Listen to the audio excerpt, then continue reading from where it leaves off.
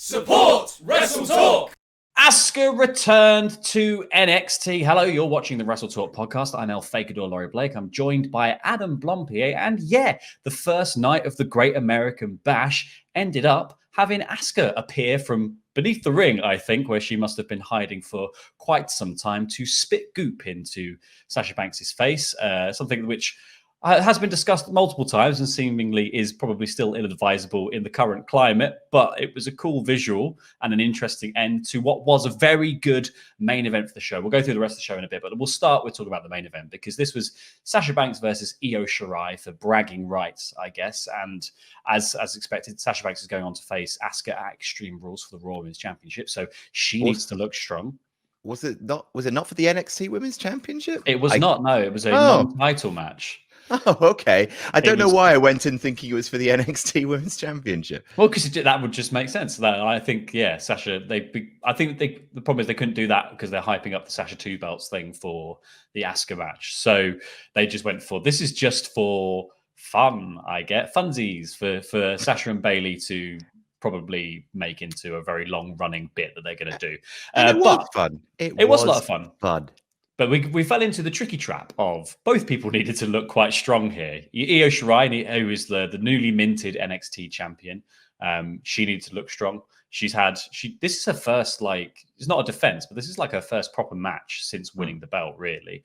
And then you've got Sasha Banks, who is about to go and face the Raw Women's Champion, and so needs to look strong too. So then we get into this situation towards the end of the match where they need to work out how to do that. We'll loop back round to this in a second because let's talk about the rest of the match because I thought this was easily the best thing on the show. This was so nearly like a takeover quality match. This had like 20 minutes right at the end of the show. The show itself was like a full 2-hour one. They were showing stuff in the breaks, but this was non-commercial.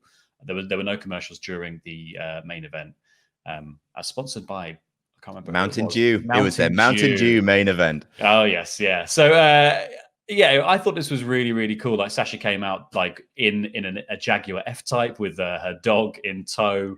So can we talk about the NXT debut of Ryu, who is Sasha Banks's corgi? Because obviously that is the main event. I'm not sure if people know this about me, but I love corgis so much, and pretty much half the people I follow on Instagram are corgi accounts. And if you don't mind, I've just prepared a little slideshow of lovely Ryu memories taken from Ryu's Twitter account. So obviously you have the big look at him. He's just licking his own snoot there. That is obviously him being held by Bayley 2 belts and Uno Dog.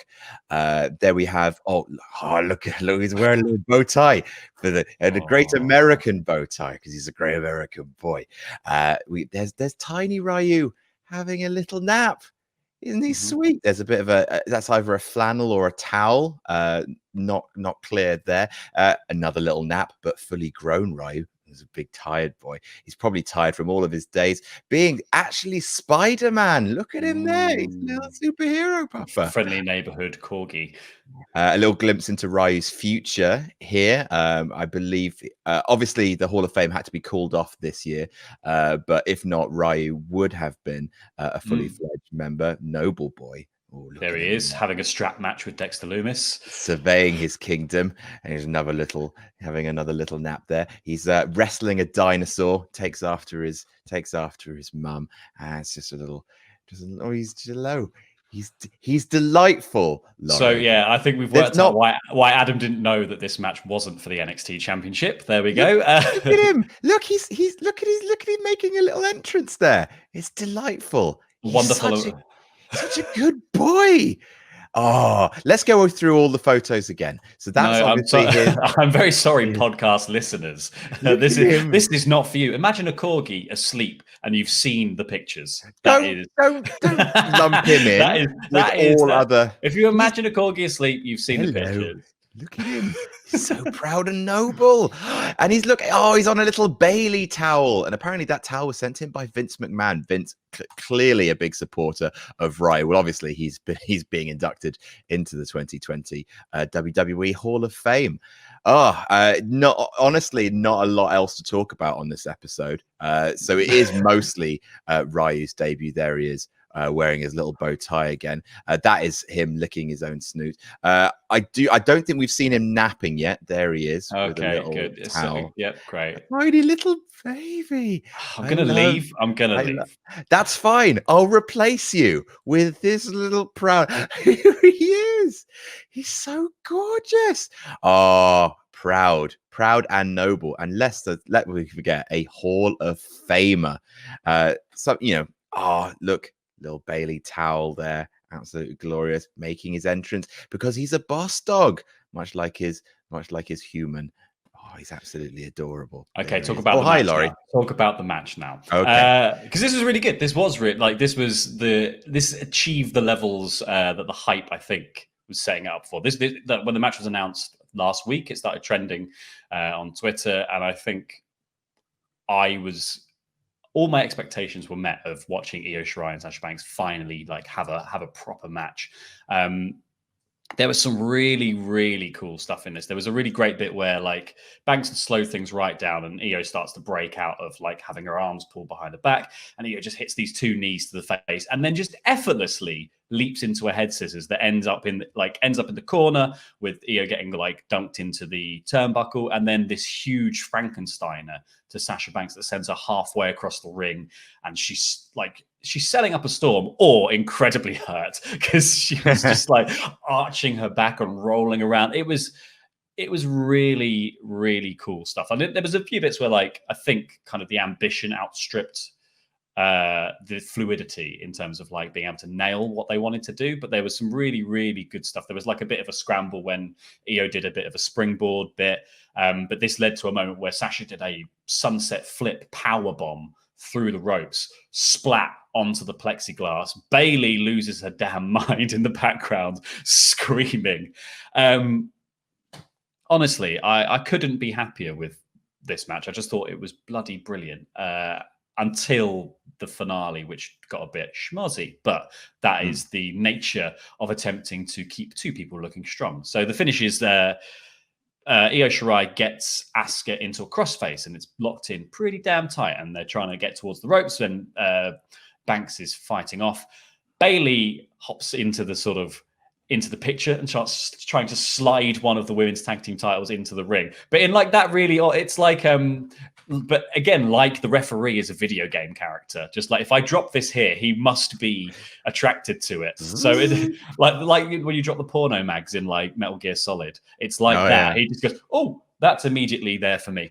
And he just grabs at it and tries to take it away as everyone's scrambling. And as he turns around to inevitably chuck it out of the ring, Bailey dunks Io Shirai, and then Bailey runs around and starts fighting over the belt with the referee, completely distracting him. Sasha goes to get the other belt that's been left, but as she grabs that, who should appear but Asuka to hit her with the green mist, which gives Io the chance to roll up Sasha. That's a really close to. There's a big Shote palm strike, and then an Asai moonsault finishes things up. And then there's just this moment when the roll-up happens and the ref is like, yeah, well done, Io, you won. That's brilliant. And then he sort of catches Asuka and he catches Sasha's green face and he's like, oh, I effed up.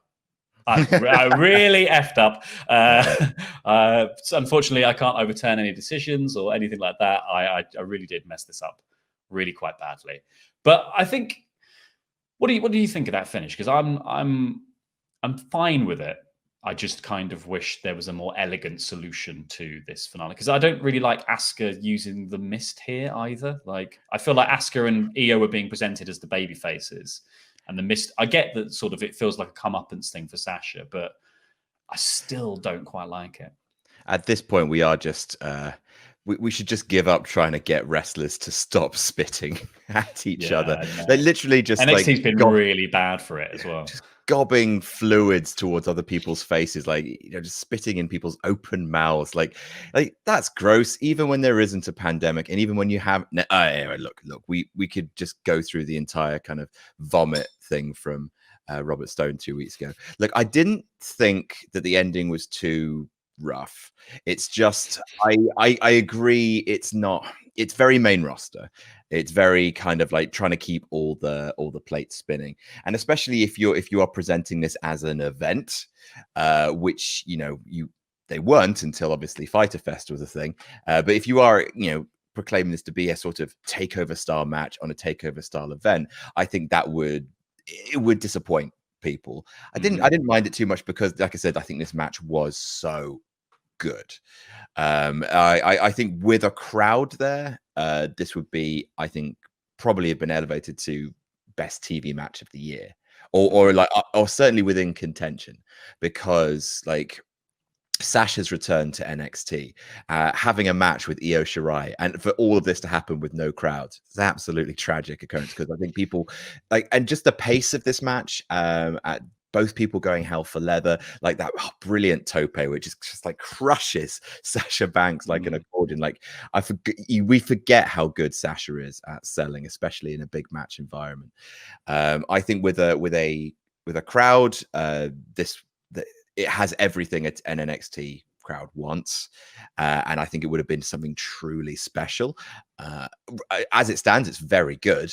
In terms of the COVID era of wrestling, it's one of the better TV matches I think that they've aired. I really, really liked it. I think it had some probably a bit more fluidity than the actual triple threat with Charlotte. Also, no one got brained in the top of the head, which was nice. But I just think it's just that there's always something missing from no fans wrestling, even with the piped in studio crowd who are at least wearing masks now. So that's something. But in terms of what we can get, this was almost as good as we can get. And I don't think any amount of kind of, gobby finishes can denigrate the fact that the match was brilliant. Really, I think really and it's interesting as well, because I think we wouldn't be getting this without the kind of situation. I think they wouldn't be pushing Sasha Banks into big singles matches without having had to rely on her and Bayley for quite a lot of SmackDown during this period of time, and realizing that they're a really brilliant pairing, more than being just like they just stuck them together to be like, well, you just work well together. And then I think they've really come into their own during lockdown. And then you've got you probably wouldn't have Asuka having risen to where she's risen. Like, you wouldn't have Io Shirai as champion. I think that, like, giving people kind of what they want. And I think also just because literally they'd be on the road, wouldn't they? So you wouldn't even have that ability to be like, well, we're all filming at the Performance Center, so we can just have this match between Sasha and Io. And it's not really like a cost to the company to do that, because we have all the performers in one area for the first time in probably the company's history, like to just have everyone located in that one, like just centered around one place every day of the week. So yeah, I think it's fascinating to think that like we're kind of just being given dream matches just by sheer luck, really, in the sense of people just happen to be there, so they're just going, oh, chuck them together. And I think this again, that finish with Asuka continues that idea that they wanted to have more main roster talent on the NXT shows in an attempt to give it a boost. Asuka is obviously the biggest star in the women's division right this moment.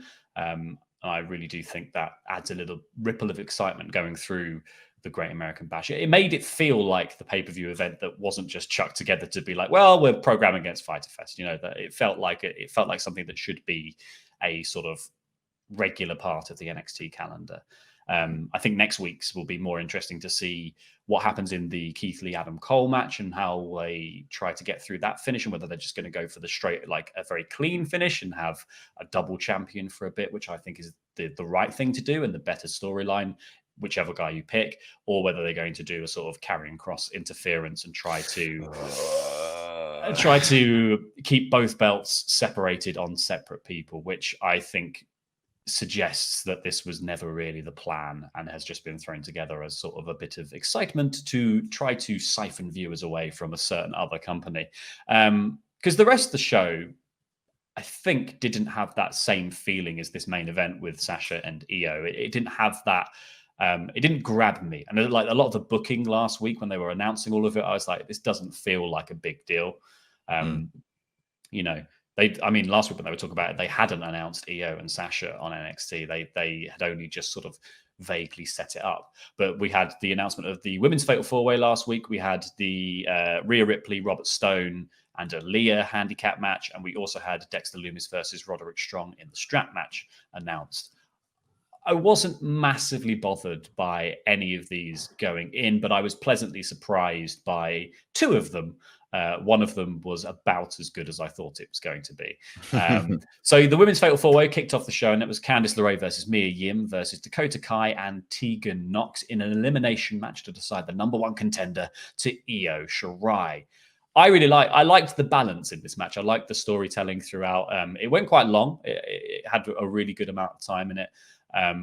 And I think an interesting winner was picked. I think Tegan Nox picking up the victory. So it's sort of, we started out and everyone sort of ganged up on Candice LeRae and decided they were just going to murder her and get rid of her. So as much as LeRae and Kai tried to sort of get out of the way, they ended up really being the targets for Yim and Nox, who were working together for a lot of it. So how did it fit? Yeah, that was it. Nox ran into LeRae with a big splash. Kai hit then Kai was in the corner, so she was going for like a double splash. Kai ran out of the way, then hits this big boot. She catches a big boot off Yim. They double suplex her, and then there's an eat defeat, and LeRae is out of there. I think it was eat defeat or protect your neck, one of the two. I think it's soul food. Oh, I think it's the other one. Food. That's it. I think that's eat defeat, but is it not? Or soul food? Well, soul food. I mean, which one is which? They're all just neck moves. Yeah, it's all a variant. Like what eat defeat is when it's the straight leg with the sole of the foot there. But I actually think soul food, weirdly, is the one where the knee is against the face. It's difficult. Does that not protect your neck? I don't know. Well, it was a move on her neck, and then she was out. There was a little bit of miscommunication there between Nox and Yim, and Kai got a big roll up and sort of got Yim eliminated, and then you ended up with Nox and Kai, the feud that won't die, to finish off the match. Which I thought I'm not sure what happened there with just while we're on Yim's elimination. Something seemed a little botched there, and I don't know if that's just because there was a little bit of mistiming, and so it felt a little underwhelming, or because so Yim hits a code blue on Kai, right? And then I don't think Kai was not silly, but the referee counted the two, and then Kai didn't really kick out. It was more like Yim kicking Kai out for her. She Yim just went, whoa, but Kai didn't really do anything. And I don't know if that was just a mistiming on Kai's part, or if it's literally just I'm inventing it by seeing it. But then there was a slightly awkward crucifix pin that didn't quite work, and then the Akana roll with the bridge. And I don't know. It's just something I noticed. It seemed there's something a little off there, but I don't think there was a wrong person pinned or anything like that. Just a little moment of weirdness. NXT loves a crucifix pin recently. They've absolutely been lapping up that stuff. So then we ended up again, the Kai and Nox feud. They were absolutely murdering each other in the break, as Shaquille O'Neal, who seemingly is on every advert, was the Shakaroni. Just telling us about a pizza that he's sponsored or whatever. It's really big, apparently. It's got so much pepper. That pizza has so much pepperoni on it. It's every inch of the surface of that pizza is covered in pepperoni. America, you are animals. Please, everyone, listen to Shaquille O'Neal. Forget about actual Papa John, please. But yeah, no, it's weird. I don't like the dual adverts things. Yeah, I'm not. Really because during the main event as well, we're going to be uninterrupted from adverts. Remember, this is brought to you by Mountain Dew. And then also just randomly at some point, Mara being just wow, Tope Suicida crushing, just like the Miz's upcoming new show Cannonball. It's I don't remember this NXT. Things didn't used to be quite as corporate. But that's griping. It is on a main network now, and that is a promotion for the brand. So this kind of stuff is to be expected, I guess. Well, so yeah, we were saying that Kai looked like she got knocked silly during that code blue. There was another moment where Kai looked like she got absolutely leathered as well, where Nox went for the reverse cannonball that she does and just chinned her. Like, she hit her so hard that Nox came off it going, ow, my back has hit one of the points on your body that is very painful. It's like that point was her chin. Also, right, earlier in the match, I think it's Candice and Kai are both on the ring apron, and basically Candice does a face buster, but Kai lands wrong. She lands on the corner of the ring apron, so she just absolutely leathers her in the face. Oh. Kai had a rough old time. Yeah, and then to be at the end of that putting over Tegan Nox, which is I think is fine. So there was Nox missed the shiniest wizard. Kai goes for a crucifix. She kicks out. Kai transitions directly into the submission that she's been using, but Nox manages to power out. She hits a Molly go round and then the shiniest wizard, and Nox picks up the victory. So we're going to get Nox versus Io Shirai at some point in the future. That's going to be a good match. I'm excited for that. I think that's also a fresh pairing in NXT. So I think I would have preferred Candice or Kai, I think. Frankly, I was hoping for Kai, and I thought it was gonna be Kai because am I missing something? Is Raquel Welch out? I don't know, because for me the only thing, there's a couple of things about this episode of NXT that don't quite sit right, and I think most of it is just the Great American Bash-ness, and there's a general level of fakeness going on, which I get it, but there's a kind of it's quite a lot of stuff that makes you just go about NXT. Generally speaking, a good episode. I've liked this week's episode of NXT, just watching it more than I've liked a lot of episodes of NXT recently. Again, not saying NXT is bad, but the one thing that kind of I was just what? Which normal NXT would probably have a bit more attention to detail with is Raquel Gonzalez, because she is the Diesel to Dakota Kai's Shawn Michaels, and there's big stakes in this match, right? Why is Raquel Gonzalez not out there? So they said she was banned from ringside early. Like Mara said on commentary, she was banned from ringside. Anyone was banned from ringside, but it's a no disqualification match. So what they're gonna, if she comes out, what are they gonna do? It's perfectly legal for her to she might not be allowed to accompany Kai to the ring, but if she walked out, it doesn't stop the match her involvement at all. So just break the rules. You're kind of breaking the rules anyway to get involved in the match. So yeah, it does feel a bit odd to have made that pairing so tight, and especially to they are building into it that Kai only wins with Gonzalez's help, and Gonzalez really is doing all the heavy lifting. But I don't think this was the place to explore that facet of the relationship. I think you could have had Gonzalez appear, try to get involved in the finish, and then maybe Yim comes out and attacks Gonzalez to sort of distract her, giving Nox enough time to pick up the win. There's a lot to do here. I'm assuming then that Gonzalez couldn't be there, and that's more likely why she wasn't involved in the match, because it feels like a glaring omission. Explaining away that in commentary as well, do it in a backstage segment, because stuff can get missed in commentary. And like I said, like you said, it doesn't need.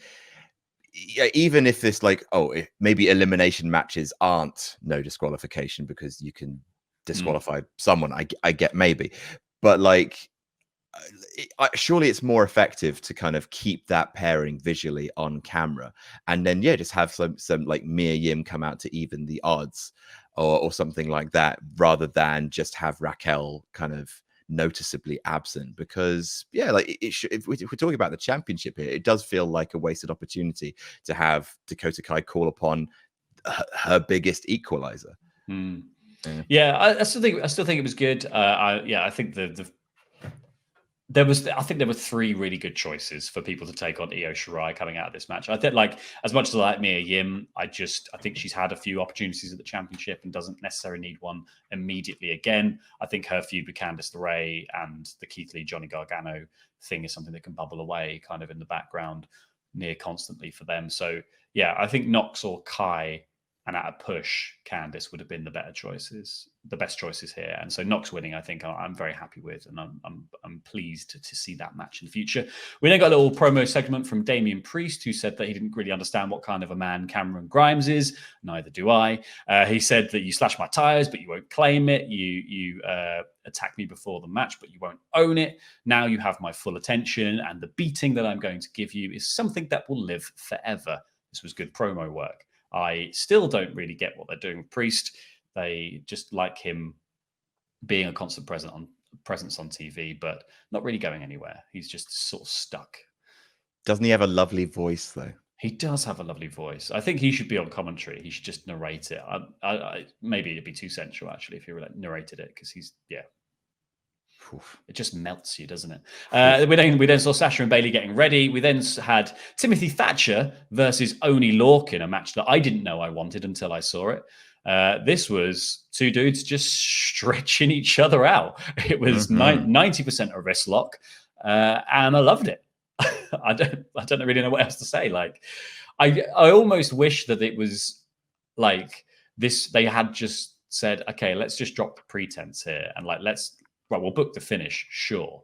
But why don't we just go out there and actually have a wrestling match and see what happens? Like a completely unscripted wrestling match, because that is basically what they scripted. Was just, it felt like a very it was like slow going, drawn out wrestling match, punctuated by harsh chops from Oni Lorcan every so often. And there was some really good back and forth there. That most of it was very technical, but there was that one brilliant moment where Thatcher sort of started slapping Oni, and Oni fired up to hit 3 huge chops. The final one basically turning Thatcher inside out, and then we kind of got the reverse of that later on, where Oni started going for chops, and Thatcher catches one and slaps him down and gets him into a hold, and then Oni tries to break out using a fish hook. But as the sort of referee's counting for the fish hook to be broken, that's when that gives Thatcher enough time to sort of maneuver and get himself into the Fujiwara armbar, and that picks him up the victory. But he holds it after the fight, after the referee declares the victory, after Oni taps. So Thatcher is obviously the heel here.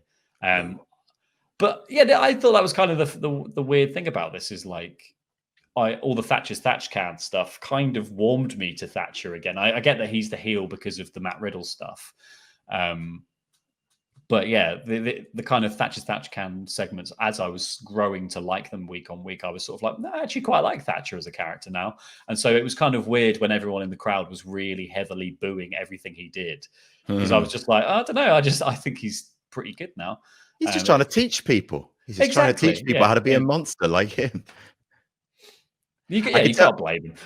I could tell why you really like this match, though, which is because now that I look at this picture, I could see that actually, if you take Oni Lorcan's face and Timothy Thatcher's face and combine them, you get this face on the right. Just something I noticed. You could do that with about 90% of male wrestlers, I think. Yeah, they all make up either you or Luke. I dug this match. I really did. And I thought one of the great selling points of this week's NXT was its general variety. I think you are right in the sense that a lot of the card felt contrived or last minute or like scrappily put together, but it was a varied card. Like there was comedy jobbers, there was 4-way elimination with some cool spots. Oh, forgot to mention this spot, by the way. That's rad. Oh, yeah, that was the best bit.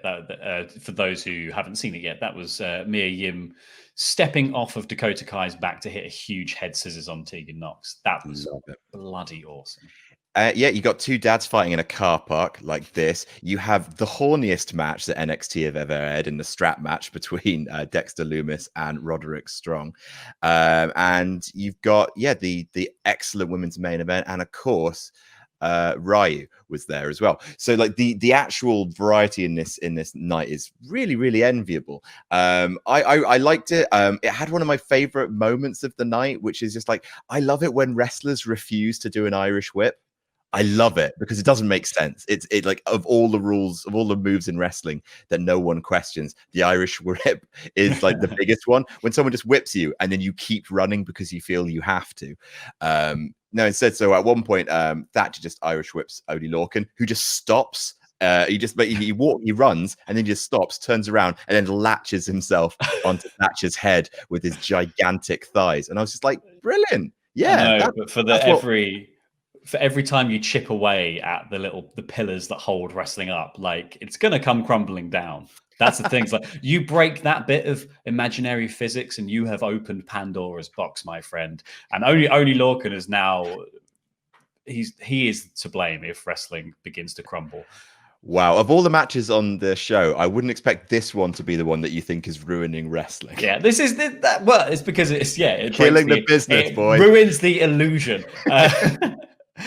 So the next we got a promo from Karrion Kross that said it's not about the time you put in, it's about the time you take away. That's pretty much all I managed to really gather, which was the final line. Very Bray Wyatt. It was mumbo jumbo, and it was fine. Like I really like the way the vignettes look. I really like the presentation of Karrion Kross. I actually think that him talking doesn't do much for me.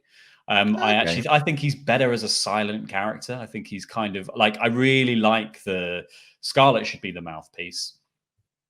And I think she should also be the herald, and we should see as little of Karrion Kross as you can possibly manage to keep it kind of like magical. Like, I think that's kind of the best thing to do, because I mean, you just want Scarlett Bordeaux on your screen, just like constant. No. I'm thinking about it like in the sort of Bray Wyatt the Fiend thing, like overexposing the Fiend. Like Bray, the brilliance of having the duality of that character is you've got Bray to do all the talking, and then you still, when he becomes the Fiend, that's still special. And I think Karrion Kross has that kind of mystique about him, and you can keep it really special by doing things like having Scarlett delivering the hourglass, which seemingly has been forgotten about currently. Hopefully that makes a comeback next week, but not during the match, after the match. Has to be after the match. If it happens during the match, I know I'm going to say it now, I'm going to call it bad. No matter how good the match is, I'm going to say it's terrible, and I'm angry because, yeah, what's the point? Don't hype things up and stop making decisions all the time. I'm getting bored of NXT just trying to, like, it's becoming like a sitcom. They're just trying to reset to the exact same every week while continually being like, build momentum, and back to normal. You don't want them to be the boy that cried wolf. You really, really don't. Because I really like the vignette. I mean, I get what you mean in that, like, if you're gonna do kind of spooky, hokey, like Bray Wyatt-esque writing, it's probably better coming out of Scarlett because we're just used to her as a talker. I actually thought that Karrion Kross like sold it though, like, and I guess it's kind of it's good to know that he can talk, because I think that's one of those things that kind of fans will always kind of like, you know, if you don't hear them talk, you know, fans just assume that they can't. But I think he's got like a good voice, and it suits the tone of the promo. So the promo also featured footage of Keith Lee, and it also featured footage of Adam Cole. He's definitely ruining the match next week, which is such a I'm with you. I really don't want that to happen. I'm not 100% sure that a double champion is what's needed. I actually think there's enough in NXT to justify, you know, multiple divisions and multiple championships. But you cannot build this up and not deliver it at this point, because then next time you try and counter program against AEW, no one's going to tune in because you've pulled this before. Pull the trigger and deliver on your promise, please. Have they said when the next takeover is? No, I don't believe so. Well, maybe that's looming, because I would suggest doing, if you did the double champion, I would just do it for a short period of time, literally drop it at the next takeover. But I think that's the best way to go. I think pick a double champion, have a double champion for 1 month, 2 months, whatever it is. Do your big takeover, have Karrion Kross take the belt there. But I think him interfering in the match is just going to leave people sour. And like you said, it's diminishing returns, isn't it? Because there's only so many times you can keep pulling the rug out from under people and being like, haha, you were fooled again. You thought something was going to happen, but it didn't. And people are just going to be like, well, buggy you. I'm going to watch AEW instead, because at least maybe they might be building something that goes somewhere. Again, like I think Karen Cross is great. Is a brilliant character. I just don't want to see it overexposed. I don't want to see it involved in finishes like if next week if he comes in and ruins that match, I think that's just going to reflect badly on Cross. Like, hugely, I think yeah. People are just going to take that anger and just direct it at him, being like, you stole the finish again. That will tarnish his character more than any kind of like iffy promos or anything. The fact that he is involved in a really horrible bit of booking, it has a cooling off effect, a significant one. So you're better off having someone win the double championship, like say Keith Lee wins the double championship. He goes up the ramp, holds both belts in the air, and then he's locked in the cross jacket from behind. And that closes your show, is Karrion Kross taking down Keith Lee.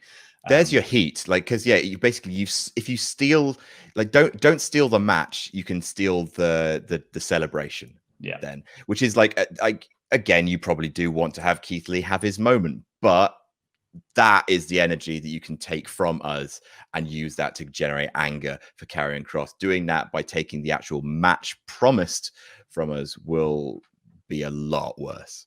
Yeah. Talking of a lot worse, Rhea Ripley versus Robert Stone and Aaliyah. Hey, you show some respect to Robert Stone.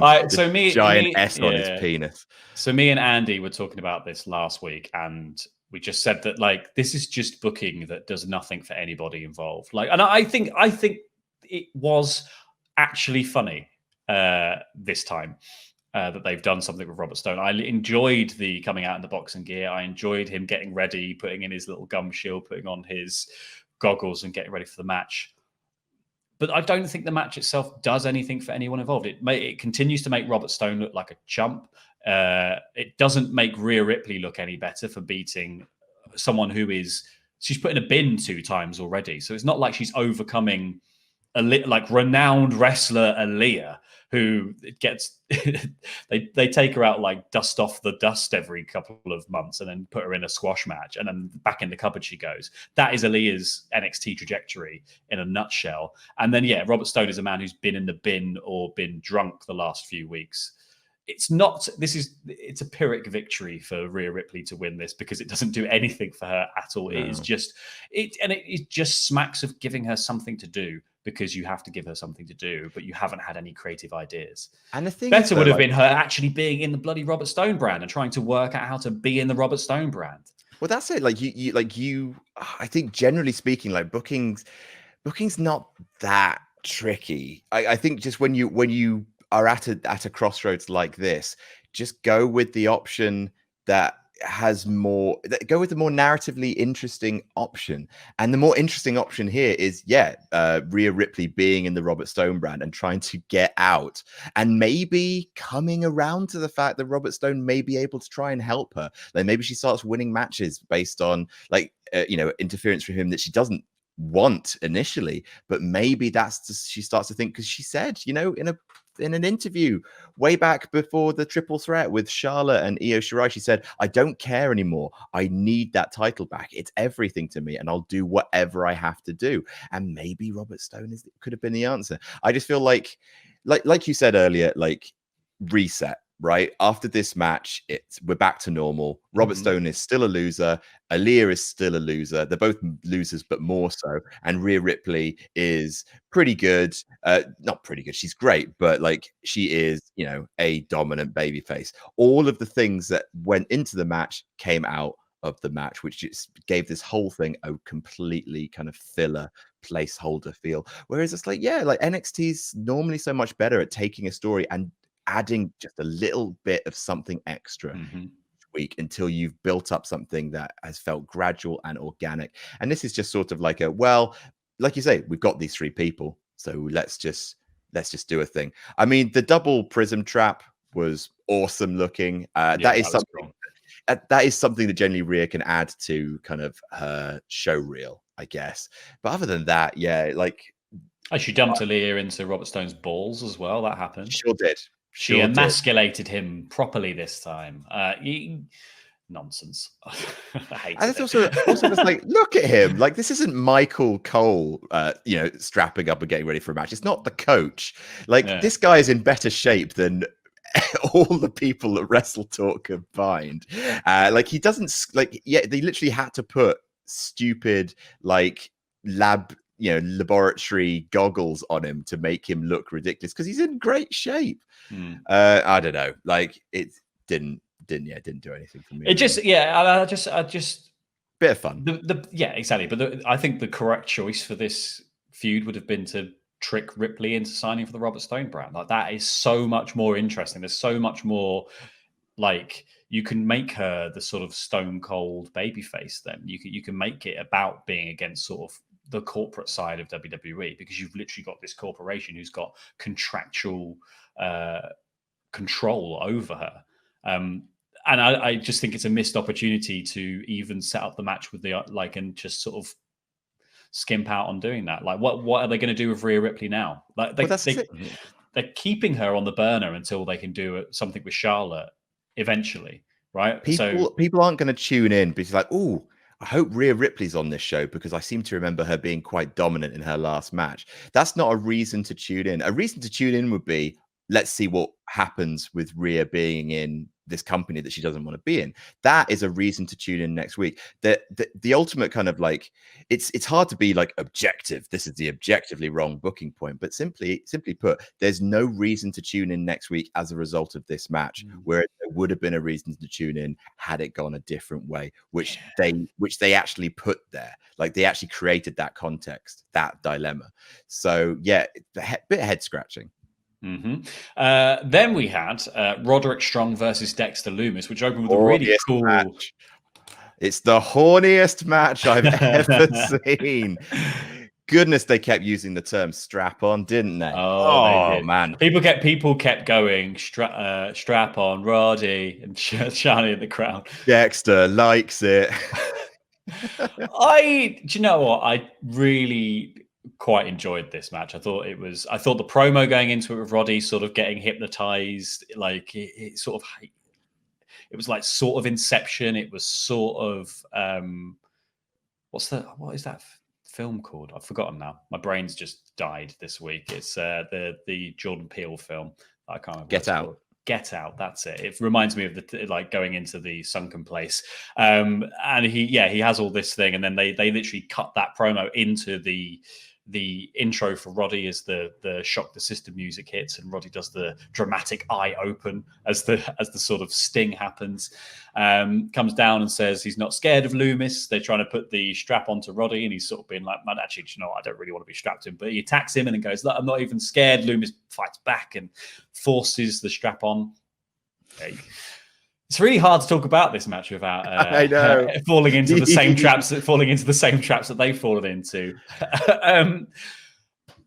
I think there was some cool stuff here. Like I think they had some quite inventive uses of the strap. I really enjoyed the just when Loomis was just dragging Roddy around with it. Like Roddy rolled out of the ring to try and get away, and Loomis just yanked him into the apron multiple times, and Roddy just leapt like a mile into the air to be like, okay, I'm just going to splat myself on the apron then on my own.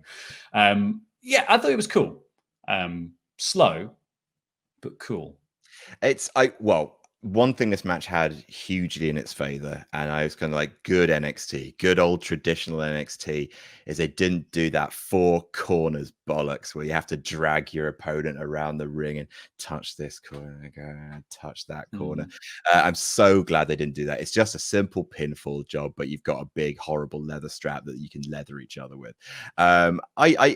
I didn't hate it. Like strap matches are not my favorite step, just because they are generally a lot more awkward. There's a lot more kind of like admin and physical busy work.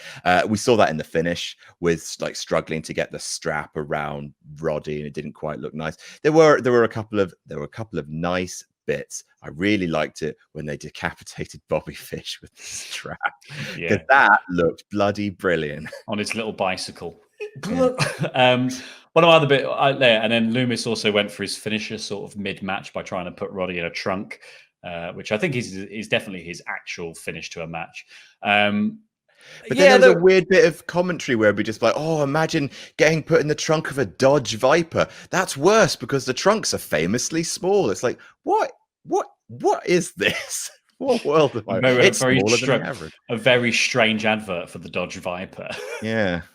You Doesn't can got a have lot it, of but trunk space. you must talk about how limited the trunk space is. That's because the engine is so big or something. I don't know. I know nothing about cars. Again, though, Fish comes out and just attacks Dexter Lumis like he wasn't also kidnapped. I don't know why Roddy's the only one who actually has emotions in the Undisputed Era. This is the issue. It's not even that like we keep saying that the guys have been gaslighting him about like, oh, Lumis isn't even there. Nothing has even happened. It's like Fish was also kidnapped and he's just fine. Yeah. And Roddy's apparently the coward for being like, well, my job is I'm a wrestler. And so we have wrestling matches. We come to the ring and we have wrestling matches that are booked in order to win championships.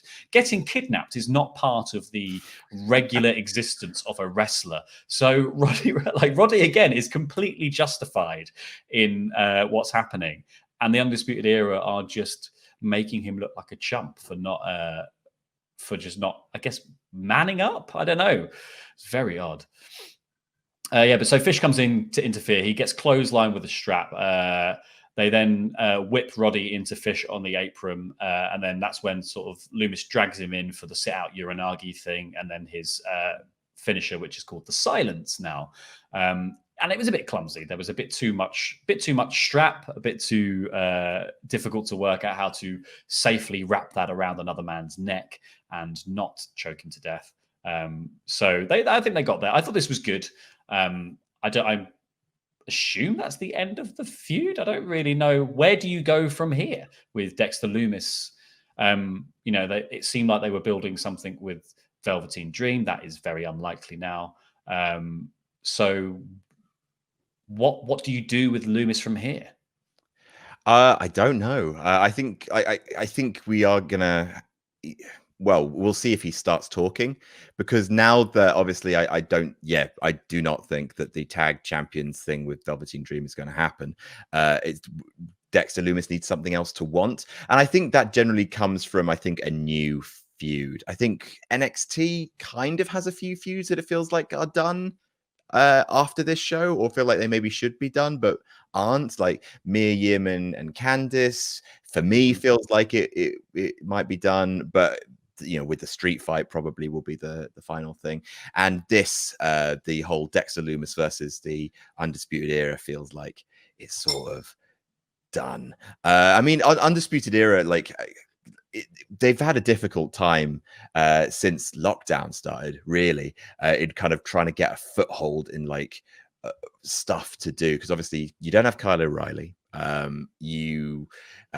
Roddy and Bobby Fish are doing this weird kind of emotions storyline, and then Adam Cole is busy elsewhere, and it feels like Adam Cole's time is up, and it feels like UE's time is generally up. So it feels like we are kind of shuffling around a kind of a time of reboot for NXT, but without I assume a SummerSlam takeover around the corner. It's not quite ready to do that yet. So things are just kind of very slowly, gingerly, and maybe after SummerSlam, things can get a little bit more energized and people can go kind of sparking off in new directions. Yeah, they've really struggled to work out what to do with the Undisputed Era when they're not all champions. And the promise, the fulfilling of that promise to be on that first show of NXT on USA to be we're all champions now, we've got all the gold. That's really cool. It's the Undisputed Era. I just think when that crumbled, that should have been the end. And obviously it crumbled at a time where they couldn't really play out all of the bookings they had lined up. So they've sort of been we'll keep Adam Cole because that's quite safe, and we'll do these other bits and bobs. And they've not really worked out what to do with the guys who are funny, but I don't think they're funny in the way they've been packaged recently. It's very difficult. They're booking against, obviously, we don't have to say that they're booking against the odds, because just this situation, not being able to have all of the Undisputed Era, it's a really, really difficult time. Interest in wrestling is at a genuine rock bottom low. All of the stuff they're doing to try and pop interest feels a little inorganic, and you feel it's not just NXT, by the way. This is, you feel it in AEW as well. There's a sharp decrease in kind of that sense of momentum and urgency and storylines playing out. It feels like no one is really willing to do the next big storyline thing, because it's going to get ruined by the fact there are no fans. So it feels like everyone's just sort of shuffling, which is why this kind of winner takes all match is so kind of, it feels like the biggest thing NXT's done since COVID. And, you know, it's not going to end with a double champion. It's not. That's a for fans thing. I think this is the thing. It's a shame that there are no fans, but it's still a TV show and it still needs to make progress. Like we said, it's not a sitcom. It needs to start to have storylines that go somewhere to get people's investment in the product. Because the more it just goes back to ones every time we finish a match, and just everyone's allegiances and interests reset and they just pick someone else to have a feud with, my interest in it diminishes a little bit, because I don't feel like we're going anywhere. I'm not getting excited about who will be the next NXT champion, because that's probably going to be decided in 6 months' time. So I might as well just not bother caring until then. I do care, and I want it to be Keith Lee, and I want it to be next week. And like I said earlier in the podcast, I will be very angry if Karrion Kross gets involved before the finish of the match. So then we got actually a prime target for Keith Lee versus Adam Cole, which is a great little package. Really loved it. Set up the idea that Adam Cole wins when the chips are down and Keith Lee fails. He loses despite having these really good showings. I think it was a very fair point to point out that, Keith Lee's big moments that everyone's talked about, he didn't win in those big moments. He just made the biggest impact. So I really enjoyed it. It ended with a line from Keith Lee saying, "Adam Cole, you may be undisputed, but I am unstoppable." What a line. Loved it. And then we got Candice and Johnny were being interviewed backstage, and Candice was complaining about the four-way, saying, it's meant to be a four-way match, but 3 people teamed up to take me out. But then she just runs off out of the interview, and Johnny starts trying to carry on the interview, saying and Candice, it's meant to be a four-way match, and there's 3-on-1, and Candice, she's the best, looking off in the distance. I love that. I thought it was really good. They really like each other. Yeah, Johnny runs up to sort of get involved in Candice fighting Mia Yim backstage. Swerve is there. Johnny gets in Swerve's face. I feel like that's something that is probably going to happen next week. Yeah, maybe. I think they'll just add that in next week. And it was all broken up. We then got the final in-ring bit of the show before the main event, which we've already talked about. We got Legado del Fantasma coming out. Love the music, love the look. He was getting booed for everything he said here, but I kind of agreed with a lot of it. Oh yeah. He was saying that Lucha Libre is kind of, you just expect a masked wrestler to be doing flips and stuff, and it's so much more than that. It used to mean something. They're going to build an empire, they're going to do etc etc etc, and everyone's like, boo. It's like, no, I really agree with that. There was one bit with the crowd, it was just like, people just say about Lucha Libre, it's just a bunch of dude in masks doing flips, and then a small crowd chant got started. That is Lucha, and it's like, you bastards. Yeah. How dismissive of you. It's always nice to see a villain who is in the right but going about it in a objectionable way. That is the most interesting form of villainy. Yeah, I love this this faction. I think they're brilliant, and I'm interested to see what happens when they get past the guy who runs out to confront them, because stop doing it, Drake. Yes. Literally, I don't believe for a second that him and Breezango had a little chat backstage, being just like, if I go out there, you guys got my back, right? I don't believe that for a second. Drake is just really stupid and decided well, I almost got paralyzed last week. Here we go again. At some point, you do stop rooting for a man. You stop rooting for someone who can't stop running into traffic. A willful idiot. And this is the thing. So he comes out with a neck brace on. He takes off the neck brace and then rushes the ring to immediately get double teamed by Mendoza and Wilde. It is really, really dumb. And then Escobar takes off some of his gear and gets in his face and says, "I told you that no one can touch me, little guy, in which Breezango run out and they get involved. They take out Wilder Mendoza, which leads Santos to bail. And then Fandango cuts a promo pretending he's Damian Priest, just being like, next week, we'll take you on at the Great American Bash. I don't know why he was doing like such a voice. He put on his most serious voice. The man called Fandango, who is a ballroom dancer, put on his most serious voice to challenge the brilliant Legado del Fantasma to a match. I'm excited for the match, though. Yeah. Again, I wonder whether they'll have Breezango carry Drake to the victory over Escobar to set up like Drake being a legitimate contender for the Cruiserweight Championship. Because he's at some point he's got to stop running into the traffic, like you said. He's got to start, waiting and going about it the right way. Wait at the crossroads and wait for the green man. But it's weird that he keeps running at him and expecting, it's like it's the definition of madness, isn't it? To keep doing the same thing and expecting different results. So yeah, I don't really. I thought the sort of punctuation point of him going through the table felt like the moment to be like, well, you have positioned him as the ultimate underdog now. So now he either needs to get clever and start building into being a legit contender. But then he's just come out immediately with the neck brace on and done exact same thing. I thought he was going to like have the neck brace on, walk down to the ring, and they were going to be just like take it easy on him because he's got a neck brace and like mock him, and then he would rip the neck brace off and then just get in a little bit of a flurry. Because that at least is some form of a plan. That's different from what he did last week. But instead, he just like being like, well, off this comes at the top of the ramp. Yeah, and then just you didn't injure me as much as you thought, but now I'll give you the opportunity to do it again. Moron. Yes, he is not coming out well on this. We then got Cameron Grimes backstage talking like Damian Priest as well. He called out Keith Lee and Adam Cole, saying that he's the number one contender. So we'll see where that goes. That is a good first squash match for a double champion, if I ever saw one. If you do a double championship.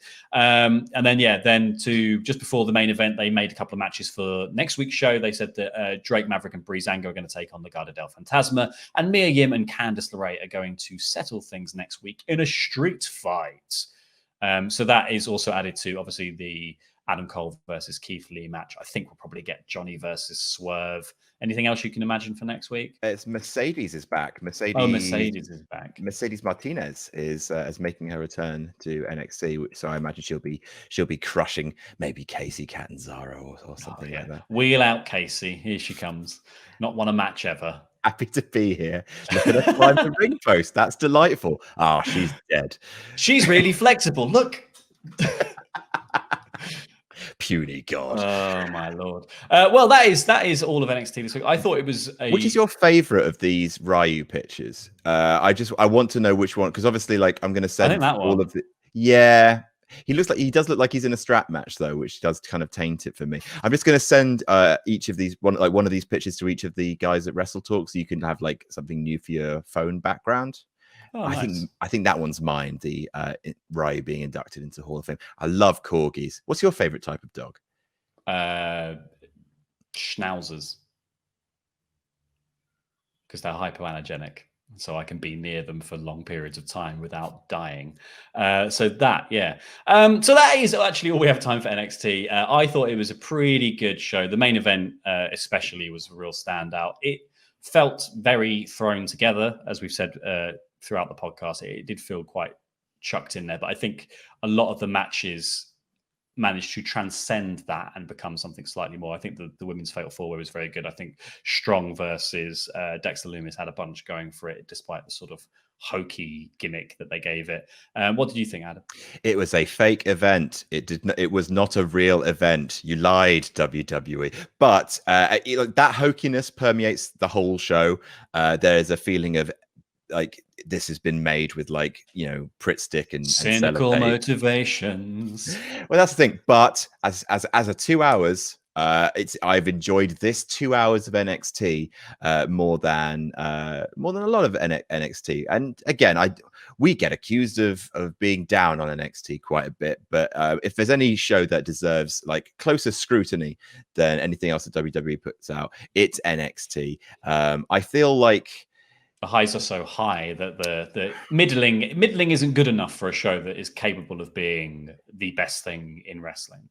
Like Raw and SmackDown are generally like they're not great in no fans, but Raw and SmackDown actually, for me, haven't felt as much of a shift in quality in the coronavirus wrestling era.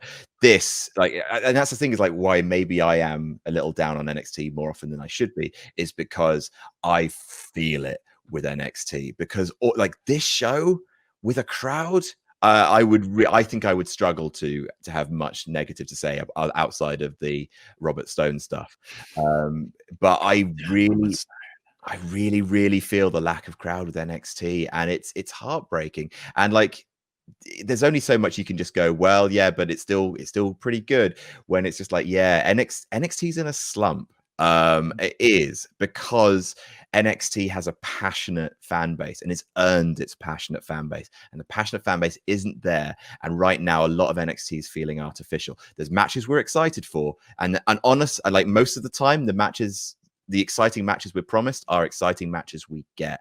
But it's really hard to kind of, it's hard to not walk out of NXT and not feel sad, because you know what it could have been. Raw and SmackDown probably wouldn't have been that great, but like NXT, like this episode could have been absolutely bananas. And yeah, I'm sad, but yeah, Sasha versus Io was electric, and God bless Ryu Banks, best king of dogs, king among four-legged dogs.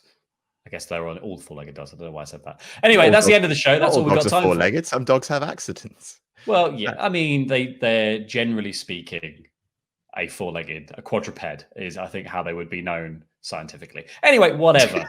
We've had too much dog chat on this edition of NXT. If you fancy some shows that don't have dogs in them, click any of the videos that have appeared on screen now to catch up on more awesome WrestleTalk things. There's also a button in the middle of the screen that'll make you a pledge hammer on Patreon, where you can get more extra beautiful content, including old pay-per-view reviews from Ollie and Luke. I've been El Fakador Laurie Blake. That was Adam Blompier scratching his nose. And that was NXT.